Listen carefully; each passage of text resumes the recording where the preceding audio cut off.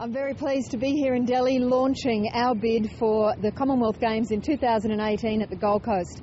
We believe the Gold Coast really has something to offer the Commonwealth Games Federation internationally. It's a great location, a wonderful destination. It's already got some very outstanding sporting facilities and it's a place that offers a safe and great experience for athletes and visitors alike. So this is the first step on our campaign to win the 2018 Commonwealth Games for the Gold Coast. Tomorrow will be a formal opportunity to present our case for the first time formally to the International Federation, and this will be the beginning of us telling the great story of the Gold Coast and everything it has to offer.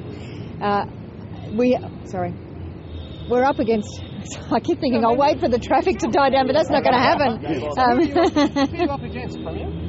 There are two candidate cities for the Commonwealth Games in 2018. One, ourselves, the Gold Coast, and we think we've got a great story to tell. The other is Hambantota, which is in Sri Lanka, and the President of Sri Lanka will be here presenting their bid.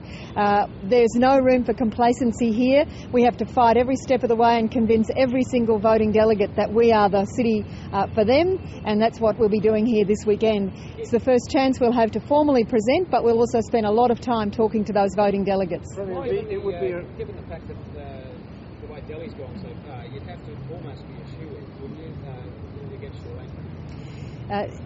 Every single vote will matter, and not one vote is taken for granted by our bidding team. To get these games to the Gold Coast will require us to not only tell a great story and provide real evidence that we can offer a great sporting event, but we'll have to personally go and talk to every single voting delegate. I don't take anything for granted.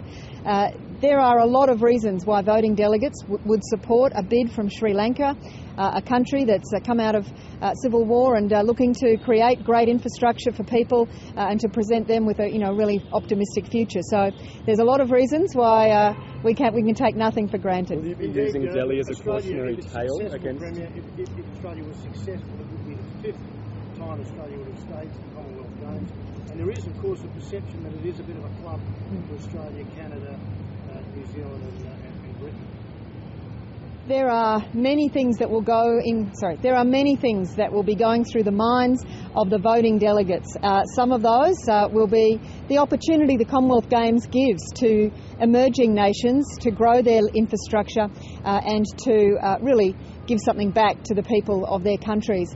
They'll also probably take into account the fact that Australia's not that long ago hosted a Commonwealth Games very successfully in Melbourne.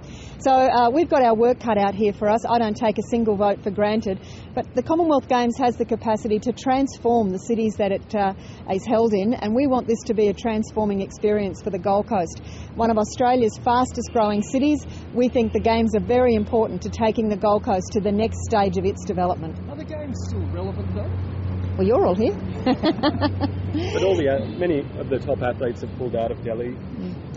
The Commonwealth Games remains one of the biggest sporting events in the world. If you hold a sporting event like that in your city, then it can really transform the place. Look at what happened in Brisbane with the Commonwealth Games in 1982. We want to take the Gold Coast to the next level of its development. It is a great city. It's a great place to visit. It can be not only a great host for the Commonwealth Games, but the sporting infrastructure could then really make the Gold Coast an athlete's place of choice for training and future events. What sets it apart from the challenge from Sri Lanka?